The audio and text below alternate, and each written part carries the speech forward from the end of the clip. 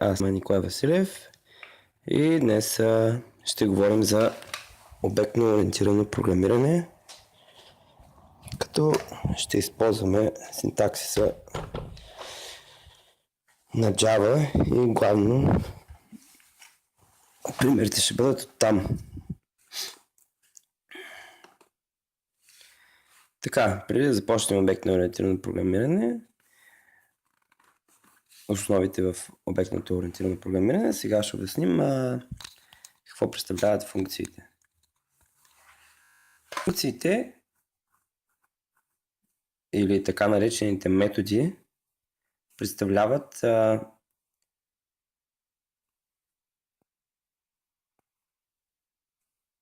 част от програмата, които могат да бъдат извиквани отделно, могат да имат параметри и могат да имат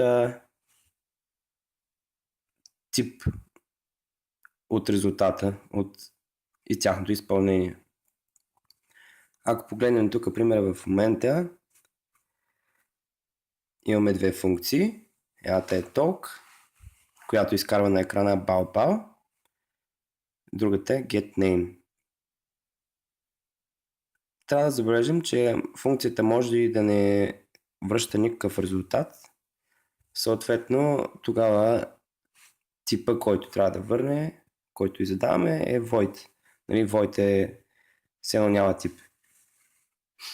Няма резултат, който да бъде върнат. Просто има някакво нещо, което се случва в функцията, то се изпълнява, но нямаме нужда да връщаме резултат. Ако погледнем обаче getName, функцията, която сме дали за пример долу, тя връща резултат string, текст, и функциите, които връщат резултата, е задължително да имат думичката return и в return да върнем нещо, което е от същия тип, какъвто е резултата, който трябва да се върне от функцията. По-рано казах за параметри. В заоблените нормални скобички на функцията могат да се описват параметри с техните типове. Тези параметри е важно да се знае, че са видими само вътре във функцията. Не могат да бъдат достъпени извън блока на функцията. Блока на функцията е началната отваряща скоба. Ако погледнем тук отдясно, началната отваряща скоба и крайната затваряща скоба. Никъде другаде не могат да бъдат използвани тези параметри. Тези параметри си имат тяхните собствени типове и носят някаква информация за функцията. В случая отляво имаме пример, където искаме да видим, да речем, примерно някакво животно, дали може да е хляб. Даваме му като параметър колко хляб сме му дали на кучето и в изпълнението, ако хляба е под 4, значи резултатът е истина, ако е над 4 не е истина. Тоест, ако е под 4 не можем да издадем. Можем да издадем. Ако е над 4 не можем.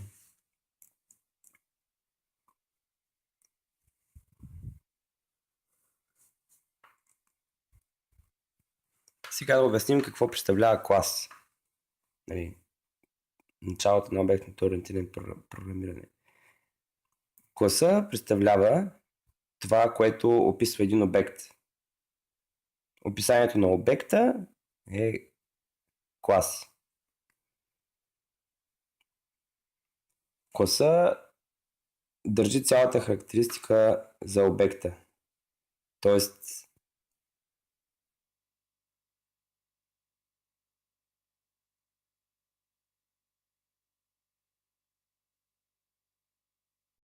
правена, колко е голяма,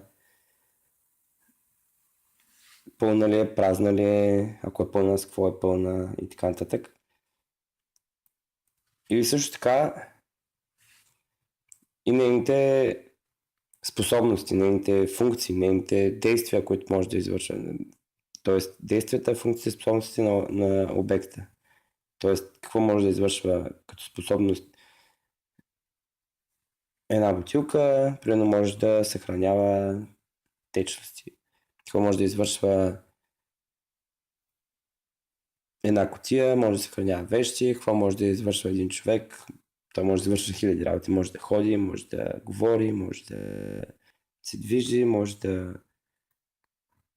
извършва много неща.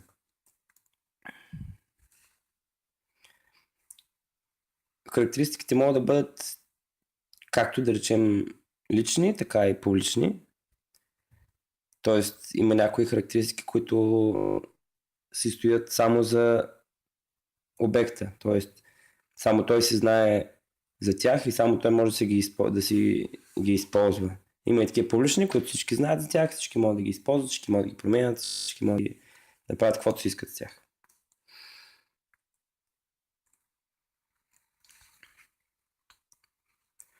Класа, това е пример как изглежда класа реално в Java. Реално и в други програмни езици изглежда по същия начин.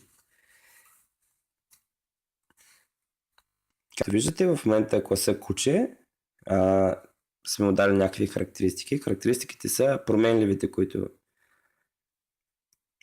има вътре в него. Дали сме му характеристики, куче, неговото име, неговата възраст и сме му дали и една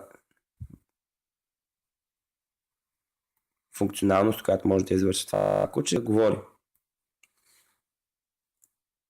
И това е неговата способност. Както казахме, има публични изкрити неща за всеки един клас и те се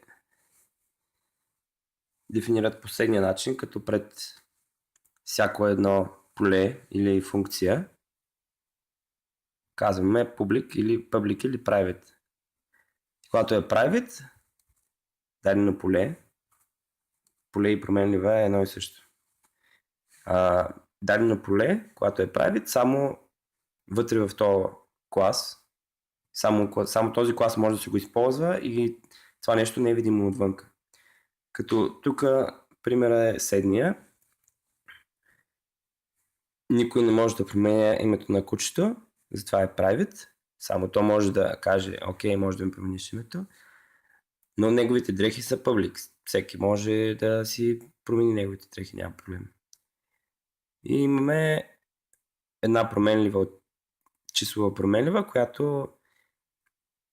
която се съдържа информация колко пъти е променено името на кучето. И тя също е private, защото само то може да я променя. Ако някой друг, ако направим public, и другите ще могат да я променят и тя няма да държи вярната информация, което ни не желаем. Да, обаче може да използваме в случая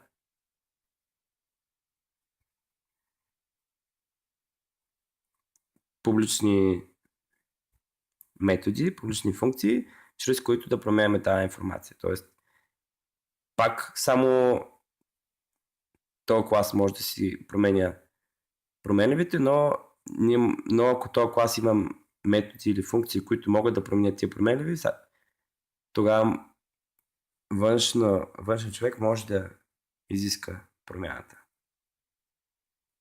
на стойността на променливата. Класовете имат конструктор. Значи, ако не зададем конструктор по стандарт, който също има празен конструктор. Какво представлява конструктора? Конструктора представлява това нещо, което се изпълнява, когато ние създадем нов обект, нова инстанция от този клас. Тоест, както конструктора както се казва името на класа, той не връща никакъв тип и винаги трябва да е public. Ако не е public, няма да може да създаваме обекти от този клас, което няма да ни даде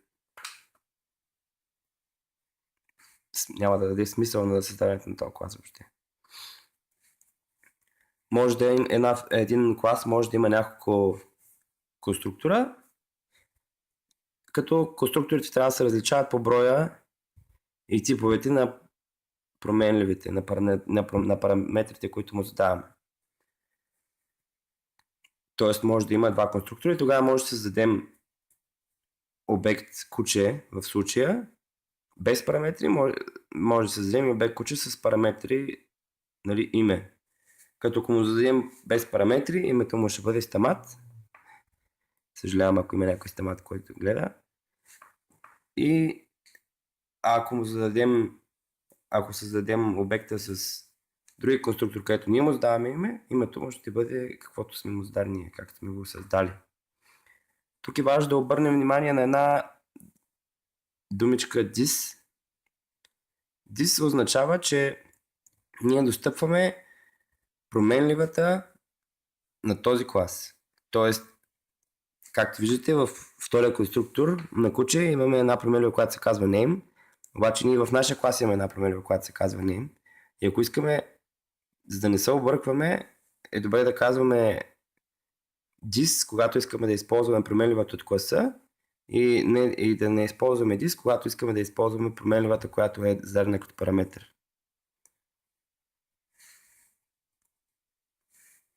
Обект.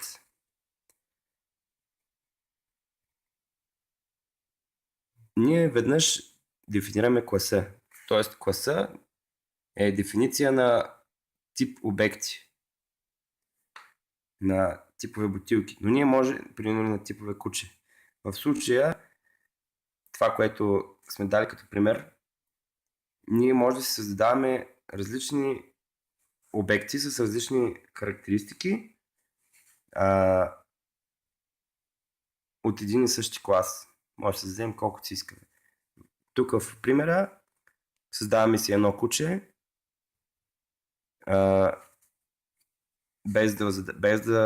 като използваме стандартния конструктор, който ни прави името на кучето стамат. Тук първият конструктор. И после създаваме едно второ куче, където използваме втория конструктор и му задаваме, то се казва Мукавей. И сега в момента имаме две кучета, които едното се казва стамат, другото се казва Мукавей.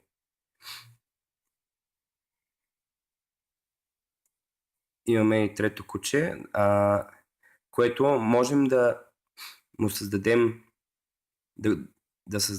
т.е. правим си променлива куче,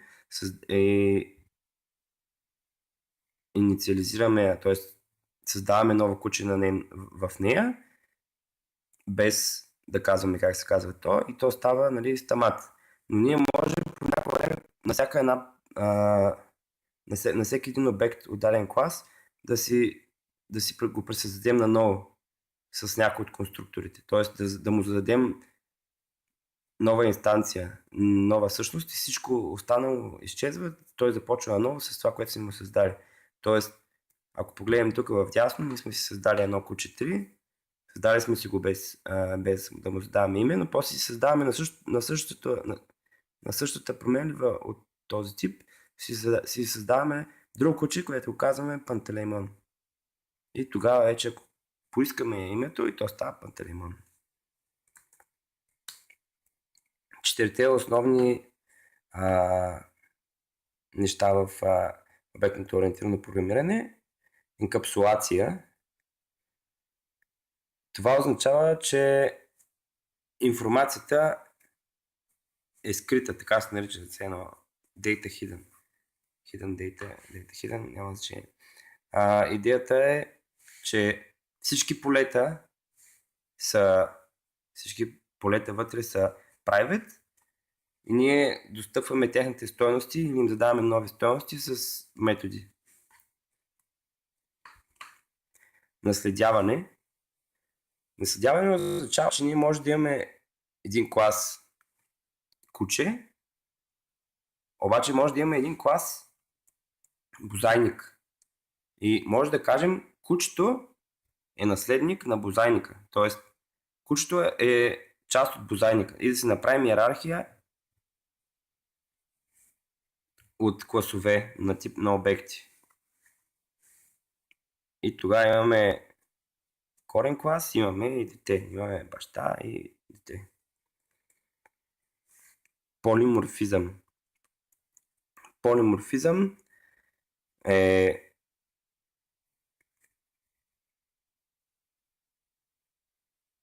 това, което полиморфизъм означава, че самия обект може да се променя формата спрямо наследниците си. Ще го покажем малко по-напред в лекцията и абстракция, която също ще обясним малко по-късно. Нека първо да ви обясня какво е енкапсулация. Това, което малко ви казах е, че всички полети са private, те са скрити само за класа си, но могат да бъдат достъпвани или променени чрез методи. Този метод на описване на класа се нарича енкапсулация и на дизайн на класа скоро. И важните неща тук са getter и setter. Getter означава метод, чрез който можеш да вземеш дадена стойност, get, в случая get name, и setter е метод, чрез който можеш да сетнеш стойност. Set name. Като гетерите обикновено нямат никакво тяло, освен return, освен ако не искаме да променим информацията преди да дадем информацията по начин, който би бил достатъчно, който ние искаме да вижда този, който е поискал.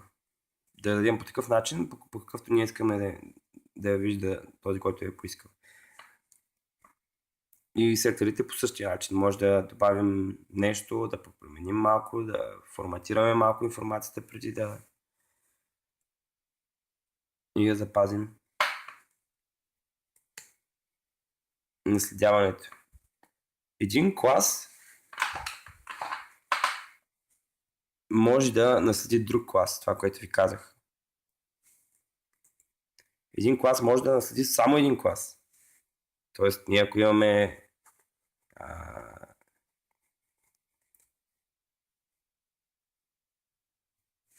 имаме примерно ако имаме котки, семейство котки, и после имаме гепард, не може да кажем гепард да наследи животно от тунджата и да наследи и семейство котки.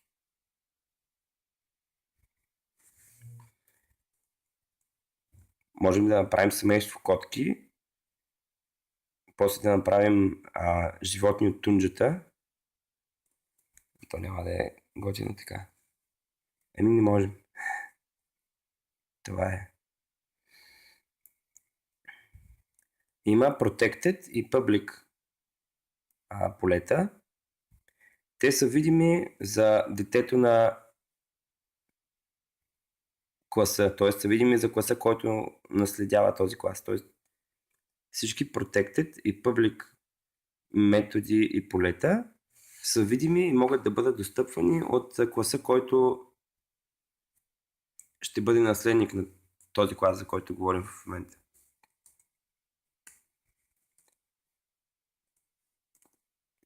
Проверя нещо, да.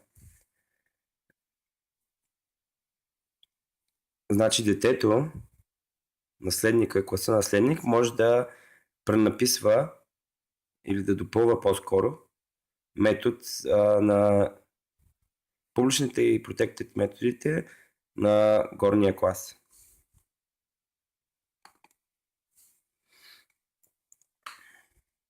Protected методите и полетата могат да бъдат достъпвани само едно ниво надолу.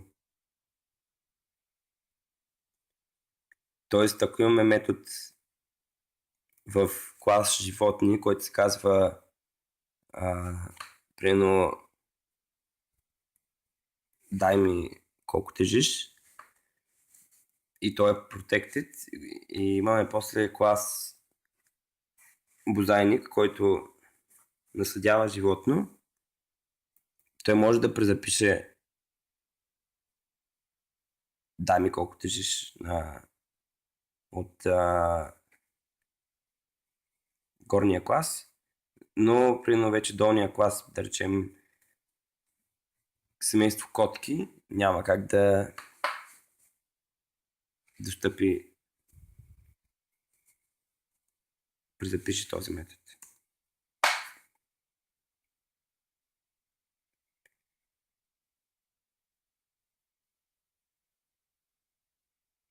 Това, което е тук е, че не можем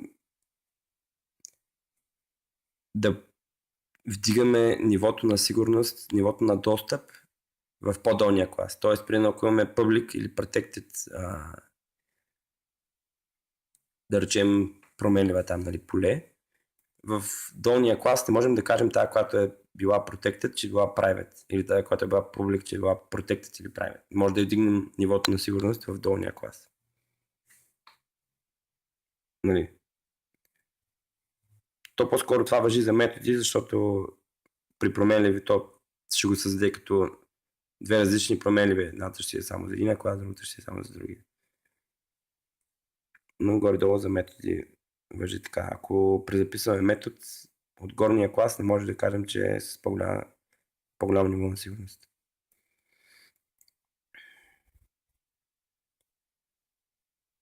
Тук сега ще дадем един пример. Имаме клас животно, имаме protected поле name, имаме protected тип, който се казва animal, имаме методи, публичен метод getName и protected метод getType. Два гетера.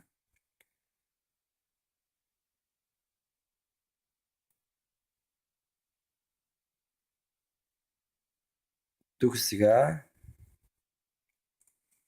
имаме бозайник, сме си създали. И както виждате, в конструктора на бозайник ние можем да променяме полето type. Въпреки че то няма type. Той взима type на животното. Ако погледнете отдясно, имаме същото нещо. Променяме name и type. И ние ги променяме още на животното.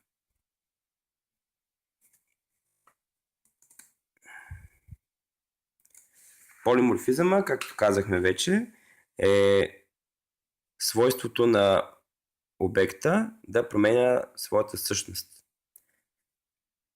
Първо, обект се създава по следния начин. Нали, казваме от кой тип клас да бъде променливата. Задаваме някакво име и с думичката new doc създаваме нова инстанция от тип куче. В случая. Та полиморфизъма, да си променя стойността, ние може да кажем животно, да го зададем като куче. Защото кучето е животно и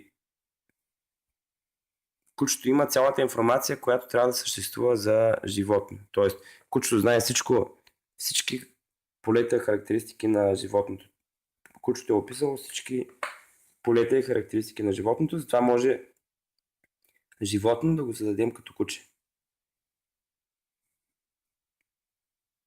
Както и също е с бозайник, можем и да зададем животното да е бозайник, защото бозайника също знае цялата информация за животното. Можем да кажем и животно равно на куче. Когато класа е по-надолу в иерархията, демек е наследник на този клас, ние може да го задаваме на всеки един по-горен клас. Тоест, всеки един баща може да бъде инициализиран с всяко едно от децата си. Защото децата имат цялата информация за него, плюс информацията за тях.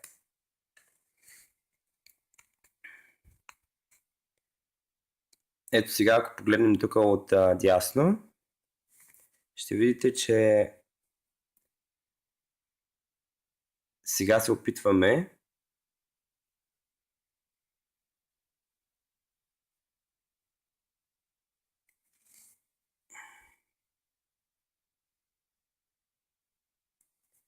отдясно, имаме куче, имаме и бозайник. И се опитваме на кучето да му дадем, нали, кучето да го създадем от бозайник все едно, да му зададем бозайник. Имаме един бозайник и кажи това куче е този бозайник. Да, обаче класа бозайник, примерно ако в кучето имаме променлива, която се казва, нали, порода, а в бозайника ние нямаме порода. Нали? И няма как бозайника да го направим на куче, защото той примерно няма да знае стойностите, информацията за полето порода. Той няма поле порода, т.е. той има по-малко полета, отколкото има кучето. Има по-малко информация, отколкото кучето.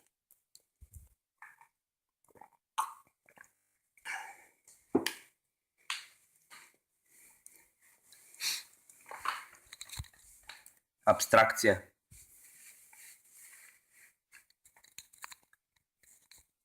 Абстрактни класове.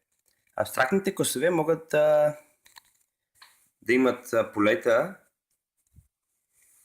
дефинирани полета и функции, като нормален клас. Обаче могат да имат и абстрактни методи. Абстрактните методи имат само описание. Представянето на един метод, на една функция представлява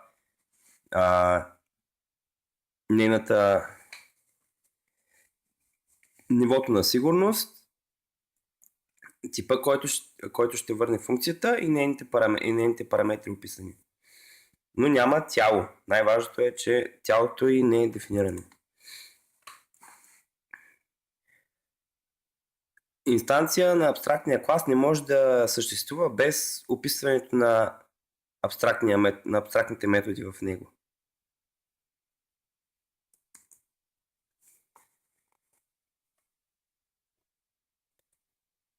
Наследниците на абстрактния клас трябва да дефинират цяло на функцията или и те да бъдат абстрактни. Ето един пример. Тук имаме един клас животно и в него, както виждате най-долу, имаме един абстрактен метод дай колко тежиш.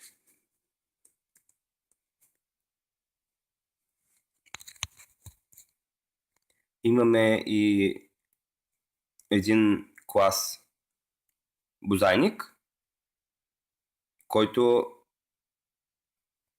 също го правим абстрактен, понеже и той не описва тялото на функцията колко тежиш.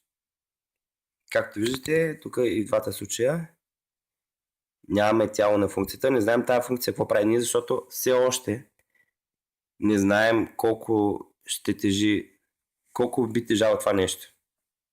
Ние нямаме тия два класа, няма достатъчно информация за тази функция да бъде описана. Тоест, само по себе си животното няма описана функция, няма как да знаем колко тежи. Защото ние имаме животно, но не знаем точно какво животно е, колко тежи и всякакви такива неща. Каква порода е. Тук обаче вече в кучето имаме цялата информация за това животно и вече знаем то колко тежи. И затова този клас не е абстрактен.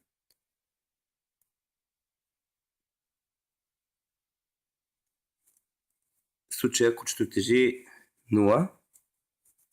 Най-вероятно някакво виртуално куче. Така казаха и колеги.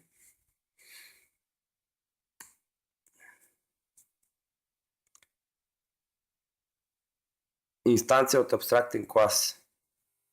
Ние можем да си създадем инстанция от абстрактен клас, но е задължително, както вече казах, да опишем тялото на абстрактните методи. Интерфейс. Интерфейсите не могат да имат конструктори. Те са подобни на абстрактните класове. Това, което ги различава от абстрактните класове, са, че те не могат да имат функции с описано тяло. Те са задължително трябва да... Те са от методи и функции, които само имат само описание, нямат тяло. Ако погледнете тук отдясно, пример, специално за Android си създаваме един бутон и бутона си има да му сетнеш какво да става, когато го натиснеш. И параметъра на тази функция е от тип абстрактен клас onClickListener. Нали, това, което слуша за натискане. Това ни дава пример за какво могат да бъдат използвани интерфейсите. Най-важното, което трябва да разберем тук е, че абстрактните класове и методи се използват в случай, в който ние искаме да не може да бъде създадена да не може да бъде описан един обект, да не може да бъде създадена инстанция от даден обект. Това е за абстрактните класове, внимавайте. Да не може да бъде създадена инстанция от абстрактния обект, без да бъде описана тази функция. А интерфейсите ги използваме, когато ние можем да си създадем в случая бутон, но не е задължително, когато създаваме бутон, да знаем какво ще се случва, когато се натисне. Тоест, добре, нека да не е бутон, а може да е примерно текст. Да кажем, че си създаваме текст, правим си с него каквото си искаме, но в един даден момент казвам, потребителя явно иска, този, който ще използва класа, явно ще иска да се случва нещо, когато се натисне върху този текст. И ние му даваме възможност той да може да зададе функционалност при натискане. Тоест, тя не е задължителна, но е опционална функционалност, която може да имаме и ние не знаем какво ще прави тя. И тогава решаваме, и тогава се използват интерфейсите. Когато имаме незадължителна функционалност, която потребителят трябва да каже каква би била тя. Програмистът, който ще го използва този клас. Няколко неща преди да завършим. Статик, променливи и методи. Статик означава, че ако погледнете първия пример, който ни е отляво, имаме една променлива, която сме казали статик. Статик означава, че тази променлива е обща за всички инстанции и за всички обекти от този тип клас. Ако променим на едно място, тя се променя навсякъде. Тя съществува само веднъж. Тя не се променя навсякъде, тя съществува само веднъж. И другото важно нещо за статични променливи трябва да знаем, че не е задължително ние да имаме обект от този клас, за да променяме или да достъпваме тази стойност. Тази променлива. Ако видите сега това, което съм направил тук, първо се опитвам да променя статичната променлива population на кучето, без да имам даден обект, без да съм си създал инстанцийка от този клас. Мога да си променям по последния начин. Името на класа, точка, статичната променлива. Втория пример е... Нали, то не е втори пример, това е цял пример. Следващото, което правя е създавам си на инстанцийка, създавам си едно кученце и пак увеличавам статичната променлива. Тук си създавам, то не се вижда малко.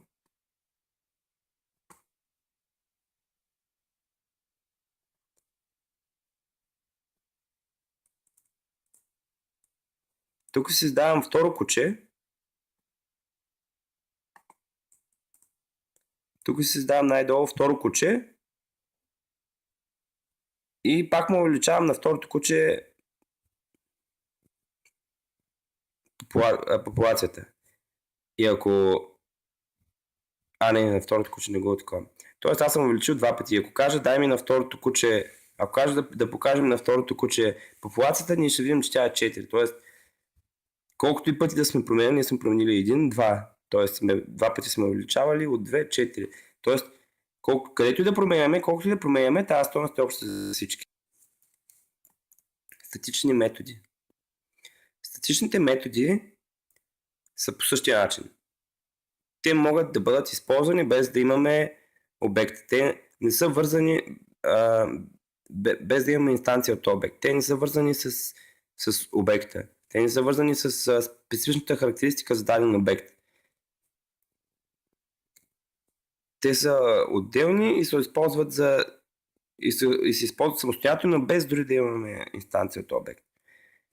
Пак ще дадем едно пример, че значи тук с един метод, който е взет от Android библиотеките, проверяваме, той проверява дали даден текст е празен или съществува, или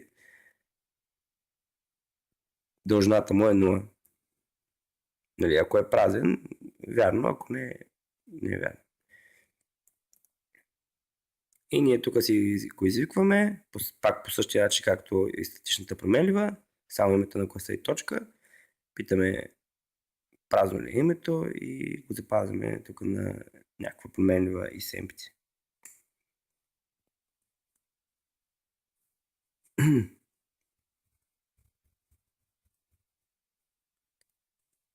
Final. Final променлива.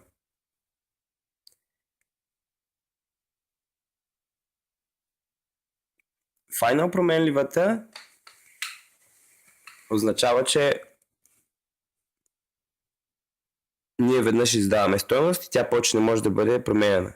Ето тук имаме population final, опитваме се да му увеличим това стойността и то казва не може да бъде променена. Имаме и final метод. Final метода означава, че този метод не може да бъде наследяван. Това го използваме за методи, които не желаем да бъдат променени от нашите наследници или деца, но искаме примерно да бъдат public, за да могат да бъдат достъпвани от всякъде. Всеки да може да си ги извиква, където си има инстанции като клас, да може да си вика методчетата. Final plus static е равна на константа. Константа означава, тя има само веднъж, еднаква е за всички обекти и не може да бъде променена. Тук сме задали един реален пример от библиотеките, когато седи в build version codes и lollipop е самата константа, която е 21, това е 21-та версия на Android. Благодаря за гледането и ако има нещо, пишете на този имейл. Няма проблем. Благодаря и довиждане.